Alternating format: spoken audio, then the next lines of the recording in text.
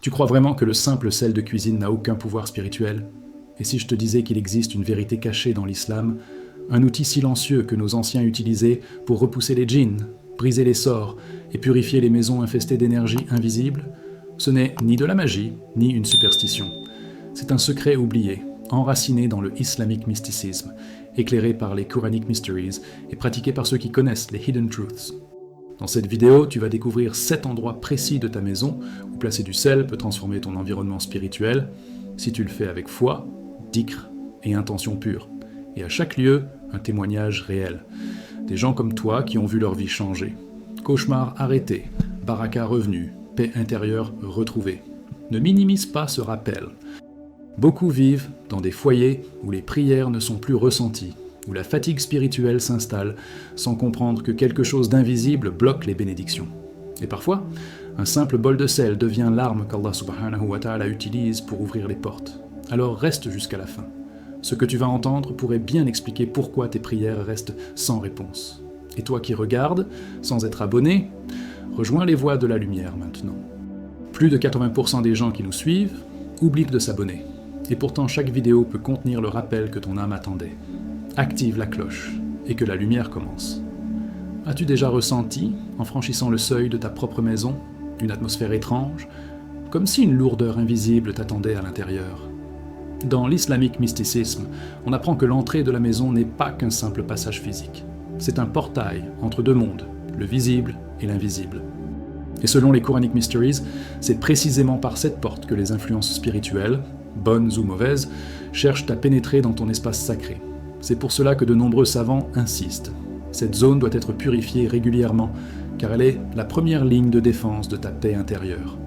L'un des gestes les plus simples mais profondément puissants, c'est de répandre du sel à l'entrée de la maison, en récitant l'ayat al-Kursi, Surat al-Baqarah, 2155. Ce verset, révélé comme une protection suprême, agit tel un rempart spirituel. Le sel, dans l'islamique philosophie, n'a rien à voir avec la magie ou la superstition. Il est vu comme un symbole de purification naturelle, une création d'Allah subhanahu wa ta'ala qui absorbe l'impureté et repousse les ondes nocives. Quand il est utilisé avec foi, intention pure et dhikr, il devient une barrière contre les attaques invisibles du ayn, mauvais œil, de la jalousie et même des djinns.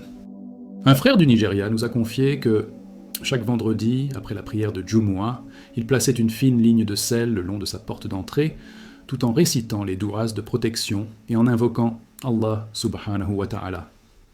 Résultat ? Non seulement une paix nouvelle a envahi son foyer, mais ses affaires, qui stagnaient depuis des mois, ont connu une baraka étonnante. Ce témoignage, parmi tant d'autres, illustre que ce n'est pas le sel en soi qui agit, mais l'intention spirituelle, le rappel constant d'Allah et l'alignement avec les Hidden Truths transmises par le prophète Muhammad sallallahu alayhi wa sallam. Pourquoi cela fonctionne-t-il ? Parce que selon les Occult Knowledge in Islam, chaque entrée de maison possède une énergie particulière. C'est là que les pieds des invités foulent le sol en apportant avec eux leurs pensées, leurs vibrations, parfois même leur malveillance inconsciente. C'est aussi là que les djinns rôdent, curieux d'entrer dans un espace où l'on néglige les invocations. Le simple fait de transformer ce seuil en un lieu de rappel, dhikr, transforme l'ambiance. Ce n'est plus une simple entrée, c'est un bastion de lumière. Alors, mon frère, ma sœur, la prochaine fois que tu franchiras ta propre porte, demande-toi: est-ce que cette entrée protège ton foyer, ou l'expose-t-elle au contraire? Le spiritual awakening commence souvent par des actes minuscules, mais qui résonnent profondément dans l'invisible. Et parmi ces actes, purifier sa porte d'entrée avec du sel et des versets sacrés peut être l'un des plus puissants. Mais ce n'est que le début de notre exploration. Car à l'intérieur même de ta maison, d'autres coins abritent des réalités que tu ignores encore. As-tu déjà remarqué que les coins d'une pièce semblent parfois plus sombres, plus lourds? Dans le monde physique, on dirait que c'est juste un détail d'architecture, mais dans la dimension de l'islamique mysticisme, ces coins sont loin d'être anodins. Ils sont considérés comme des lieux où stagne non seulement la poussière, mais aussi des énergies invisibles. Selon certaines traditions, ce sont des zones où les djinns aiment se replier, attirés par les endroits négligés et silencieux. Dans l'islamique philosophie, le désordre ou l'oubli dans ces recoins peut créer des ouvertures aux entités nuisibles. C'est pour cela que plusieurs maîtres spirituels recommandent une pratique simple mais très puissante, préparer de l'eau salée dans laquelle on a récité la sourate al-Baqarah, sourate 2 complète, puis en asperger chaque coin de la maison. Ce n'est pas une pratique ésotérique, mais un acte de protection ancré dans les Quranic Mysteries. Cette sourate est réputée, comme l'a dit le prophète Muhammad sallallahu alayhi wa sallam, pour faire fuir les shayatines. En y ajoutant du sel, un symbole de pureté utilisé depuis les temps prophétiques, on renforce encore plus l'effet spirituel. Une famille d'East London a rapporté une transformation saisissante après avoir appliqué cette méthode pendant 7 jours consécutifs. Leurs enfants souffraient de cauchemars récurrents, entendaient des murmures la nuit, et ressentaient une anxiété constante dans certaines pièces.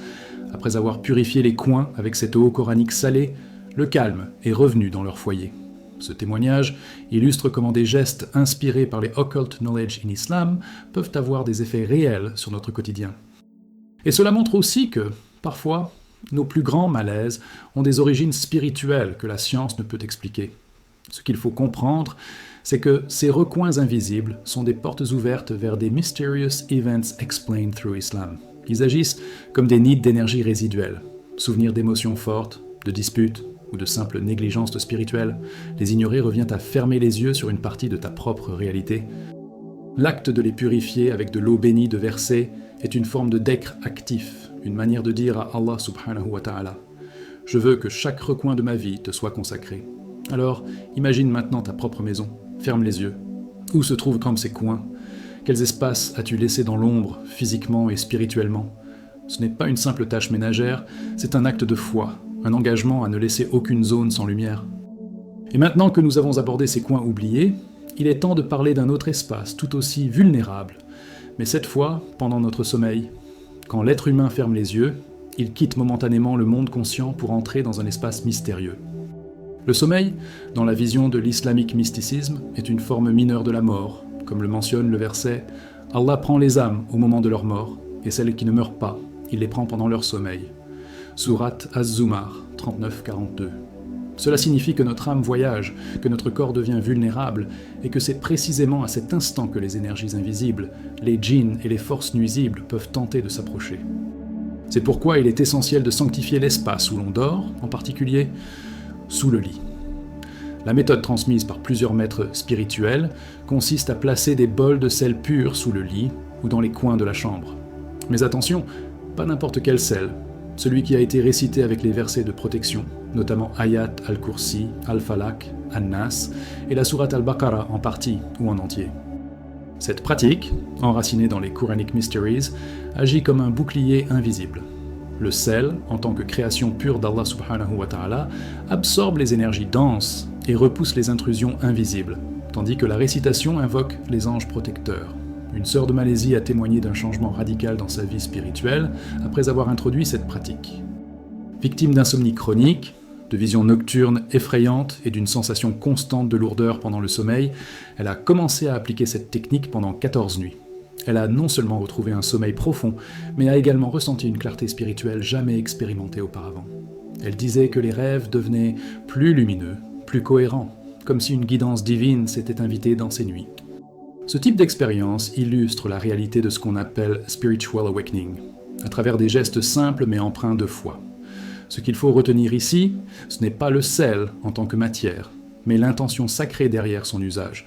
Dans les occult knowledge in Islam, on comprend que tout objet physique peut devenir un canal de protection si l'invocation est sincère. Le prophète Muhammad sallallahu alayhi wa sallam nous a appris à faire les duas du coucher, à souffler dans ses paumes et à les passer sur tout le corps. Ces traditions, combinées à la protection des éléments bénis comme le sel, forment une barrière spirituelle puissante.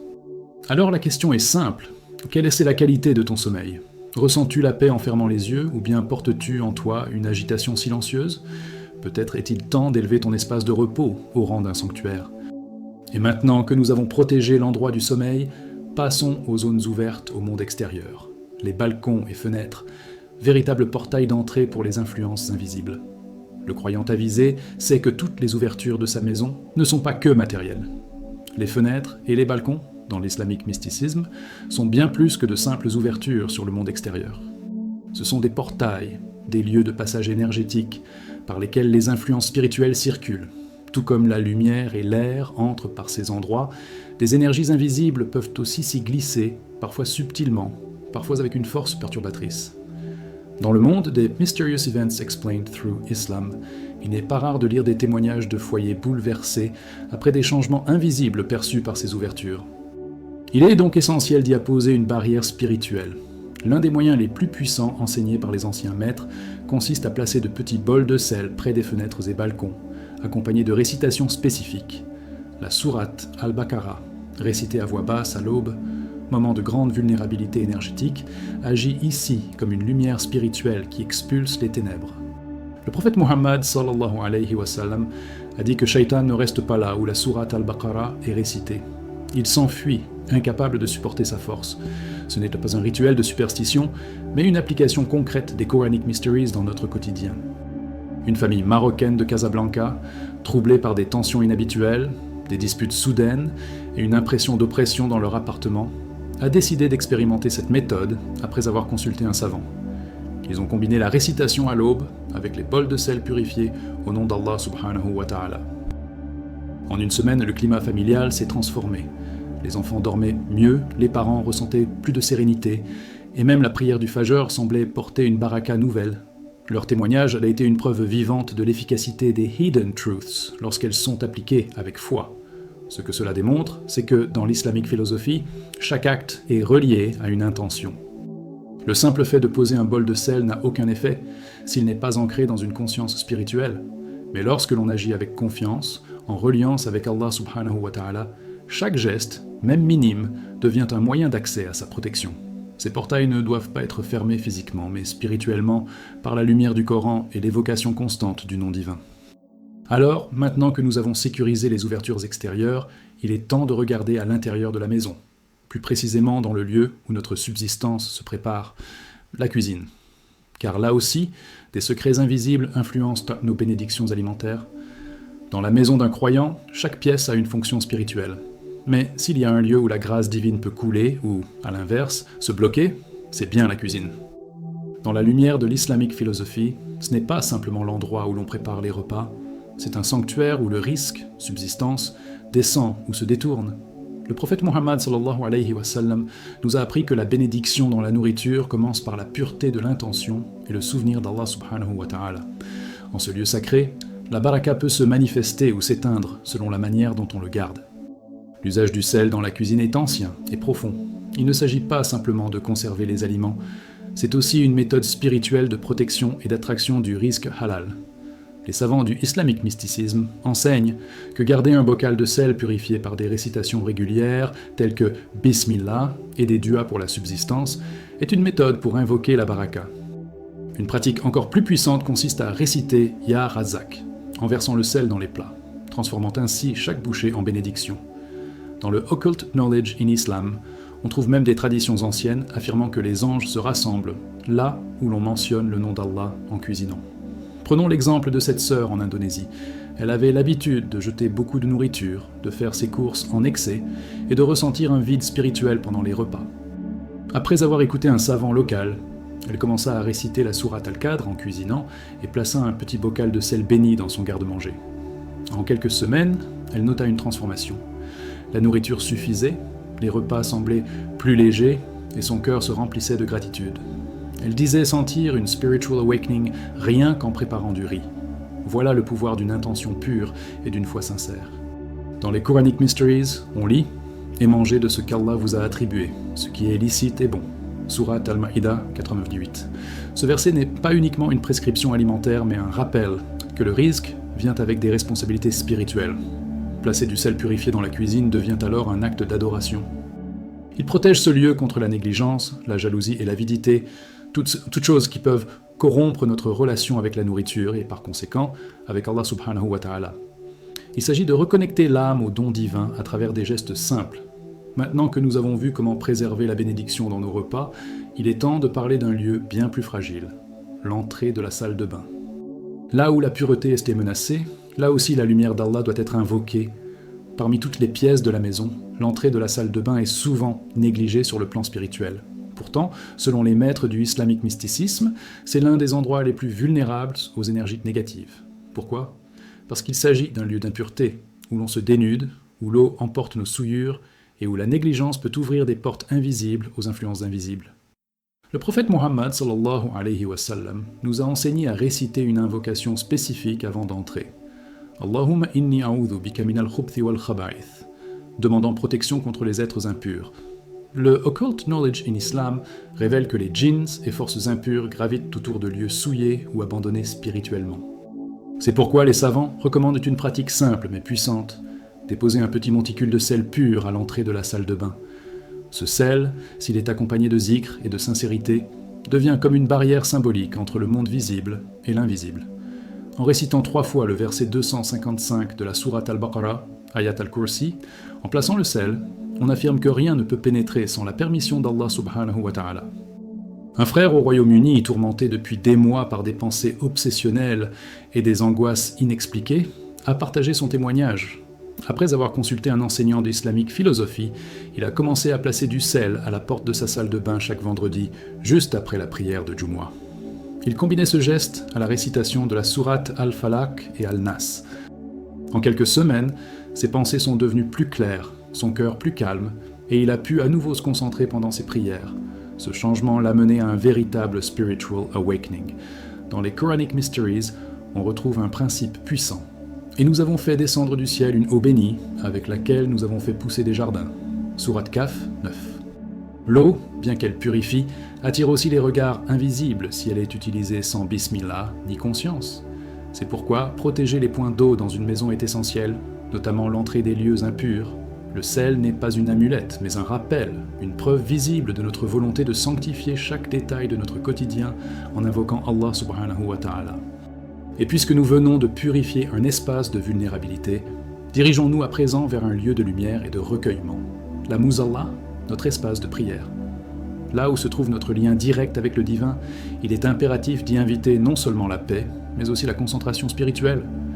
Dans chaque foyer croyant, la Musalla n'est pas un simple coin aménagé pour la prière. C'est un sanctuaire sacré, une petite Mecque intérieure où l'âme s'élève et dialogue avec Allah subhanahu wa ta'ala. Pourtant, aussi étrange que cela puisse paraître, ce lieu si pur est parfois la cible d'influences invisibles. Distraction soudaine pendant la prière, sensation de vide, bâillement constant, ou même une perte de khushu', cette concentration profonde que le prophète Muhammad sallallahu alayhi wa sallam considérait comme essentielle. Dans le monde du islamique mysticisme, on comprend que le cœur spirituel de la maison est souvent attaqué non par le bruit, mais par l'oubli. Pour fortifier ce lieu contre les influences subtiles, les savants des Occult Knowledge in Islam recommandent un rituel doux mais puissant. Placer du sel aux 4 coins de la Musalla en silence, en récitant les sourates Al-Falaq et An-Nas. Le sel, ici encore, devient symbole de purification et de niyya sincère. En parallèle, il est conseillé de vaporiser de l'eau de rose, symbole prophétique de pureté, sur le tapis de prière et autour de l'espace. Ce geste, loin d'être superstitieux, reconnecte l'espace à l'intention originelle. Faire de chaque sajda un retour véritable à la présence divine. Un homme à Jakarta a raconté avoir souffert de pleurs incontrôlables pendant ses prières. Pensant qu'il s'agissait d'une attaque spirituelle, il consulta un maître soufi local. Celui-ci lui conseilla de ancrer son espace de prière, par ces gestes simples. Après une semaine de pratique, il ressentit une paix inhabituelle et surtout une clarté dans son invocation. Il disait « Je ne parlais plus à Dieu, je l'écoutais ». Voilà la beauté du spiritual awakening. Il ne crie pas, il murmure. Le prophète Muhammad sallallahu alayhi wa sallam nous a dit « La prière est la lumière du cœur ». Et cette lumière, selon les Quranic Mysteries, peut être obscurcie non pas par les ténèbres physiques, mais par les distractions intérieures et les énergies stagnantes, d'où l'importance d'entretenir spirituellement l'espace où l'on invoque. Ce n'est pas un luxe, c'est un devoir. Et à travers ces gestes, l'on témoigne à Allah subhanahu wa ta'ala que l'on prend soin de son invitation. Maintenant que nous avons sanctifié l'espace de notre lien divin, il est temps de récapituler cette belle démarche. 7 lieux, 7 portes, 7 appels à la vigilance. Mais surtout, un cœur prêt à recevoir. Alors avançons vers les enseignements finaux, les perles cachées qui relient ces pratiques à la sagesse prophétique la plus pure. Et toi, mon frère, ma sœur, as-tu déjà expérimenté l'un de ces gestes dans ton foyer ? Penses-tu que le sel, lorsqu'il est utilisé avec foi et souvenir d'Allah subhanahu wa ta'ala, peut vraiment transformer ton atmosphère spirituelle ? Partage ton expérience dans les commentaires. Dis-nous si tu as déjà senti un changement en appliquant ces pratiques. C'est en échangeant que nous bâtissons une communauté de lumière. Si ce contenu t'a éclairé ou intrigué, n'oublie pas de t'abonner à notre chaîne Les Voix de la Lumière. Active les notifications pour ne rater aucun des enseignements puissants que nous publions chaque semaine. Chaque vidéo est un pas vers une foi plus consciente, plus profonde, plus vivante.